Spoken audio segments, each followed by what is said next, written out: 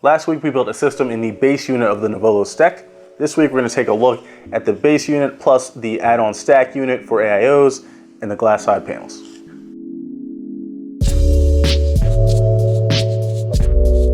For parts, we're going to stick with most of the same pieces that we had in the base unit build, but there will be some key new additions, obviously taking advantage of this top hat or stack unit. First up, we're going to go with the Cooler Master Liquid 240, the 240 miller AIO there to cool our CPU, the 8700K. We're also going to jump up to this full-length 278 millimeter graphics card. This is an older 1060, but I just wanted to see if it would fit, for one, and for two, what the performance was like with the glass panel on the back as well as the front and a GPU in the case. So we're going to test these two components out in the system. We're also going to remove the hard drives, so this will be a more gamer-centric, gamer-focused build, minus obviously the older GPU, even though it's still capable, still plenty of horsepower there. But let's get started, let's build and see how it turns out. Okay, so adding on the stack unit is pretty simple. You can see it's just a very simple thing here. This bracket comes out, that's what you actually mount your AIO onto. Other than that, it's just kind of a metal, almost a rectangle, I guess, a rounded rectangle. You'll see that there are 4 feet, one in each corner, that hook into the top of this here, and then some mounting points there, which we'll touch on in a second. So one of the great things about this case and having magnetic side panels is that they just pop off like that. Makes doing mods, updates, or anything like that super easy. So simply all you have to do, I pop some of these screws in here just for stability, but you can just pop these 2 screws out, 1, 2, that are connecting your spine to the actual side panels on the top. You undo those, then you undo the bracket that your magnet sticks to there. There's 2 screws here on each side, and then you slide this in that slot and put the screws back. That's all you have to do. Really simple. So let's just do that really quickly and get going.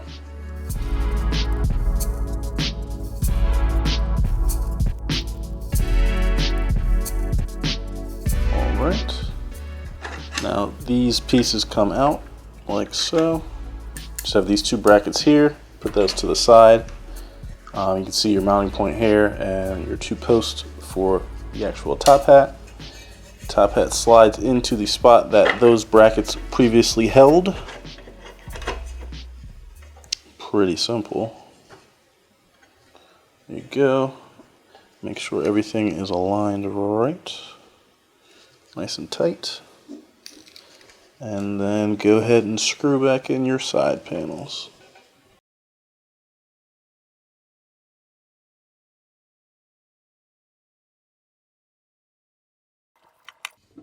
Okay, now we have the top hat on. Let's take out the graphics card, and I'm going to also take out the hard drive since they won't be included in this next build portion.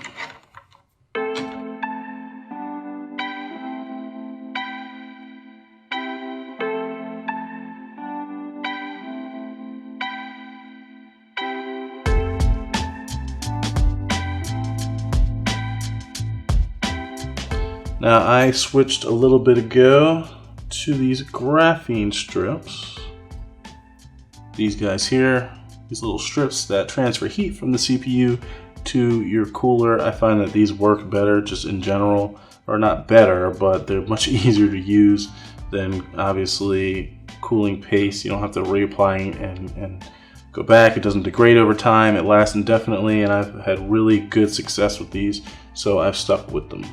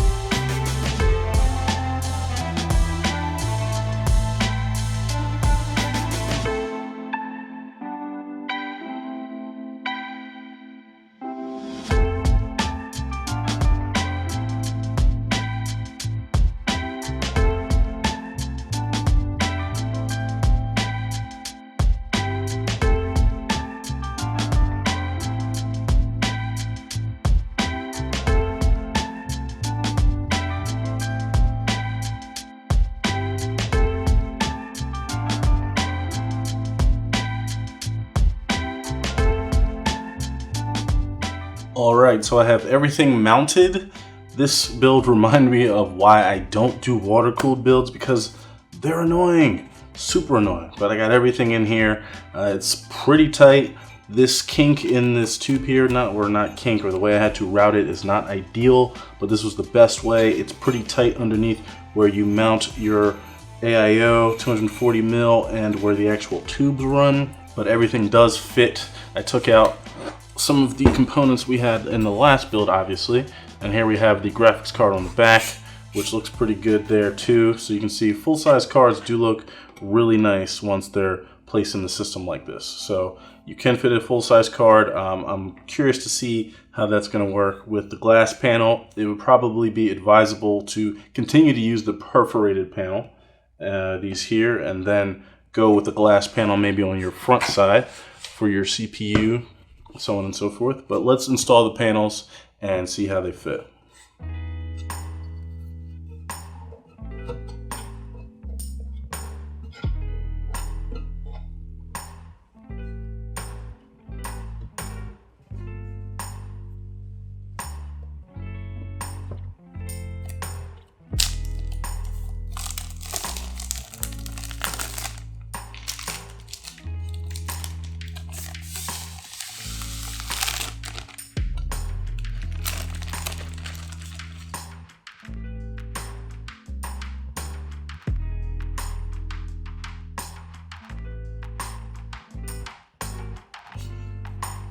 And just like that,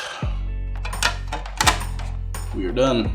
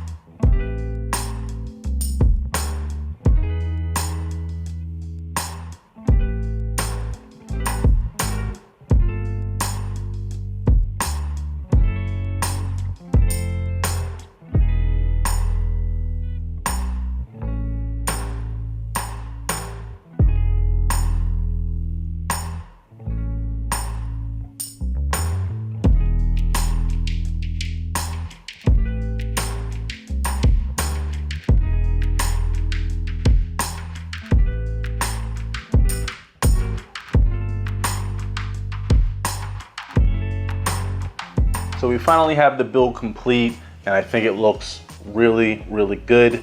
Of the two variations of this case, this is obviously the more attractive one in my opinion. You have the really nice glass panel there with the thumb screws. I think it looks good. The top hat, while it does add all metal element up top, I think that looks really nice too. And the grill that's removable there looks pretty cool up the top as well. See the slits here cut out. Everything looks good, and your components also look nice. Now, the issue with showing your components in a case this tight is obviously cable management. There's not a ton of places for cables to go. This would be a great candidate for custom cabling. If you had custom cables, you could obviously get rid of a lot of the clutter that I had in this system with stock cables everywhere. If you're looking for a full list of the performance numbers for the base unit Steck and now the Steck with the add-on stack unit, all that is listed in the article on the website. I'll drop a link in the description for that. You can check all that out there. I will say here that temperatures remain in check even with my budget cooler that I'm using. That's only a $70 240 mil AIO. It's not that great. So if you go with a better one, obviously you should see some slightly better temperatures and acoustic performance. But most of you are going to be gaming. Most people will be buying this to build a gaming rig in it. So let's take a listen to what this system sounds like under a full gaming load.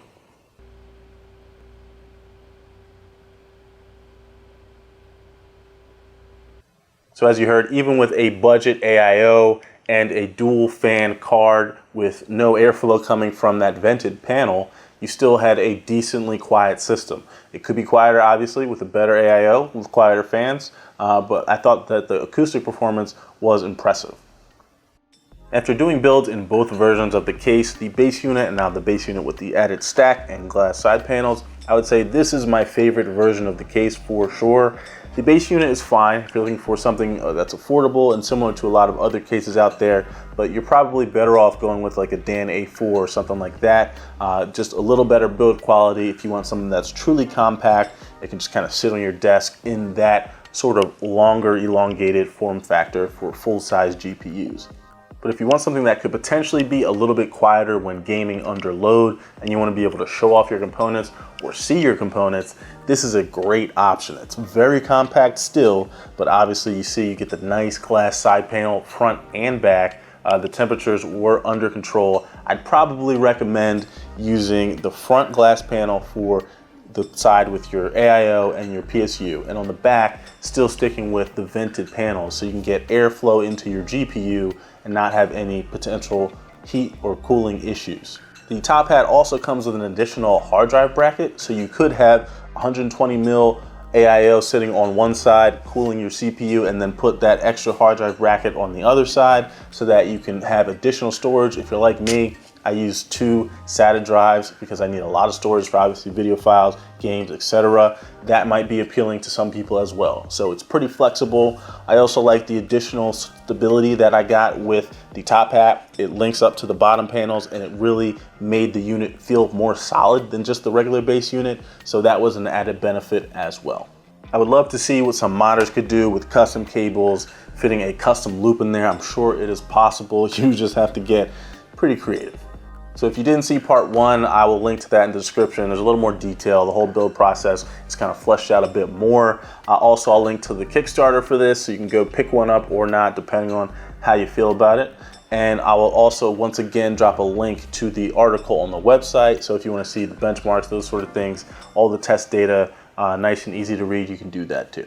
So thanks for watching. Please like, comment, and subscribe if you like the video. I'm Jay. This is Tech Everything. I'll see you next time.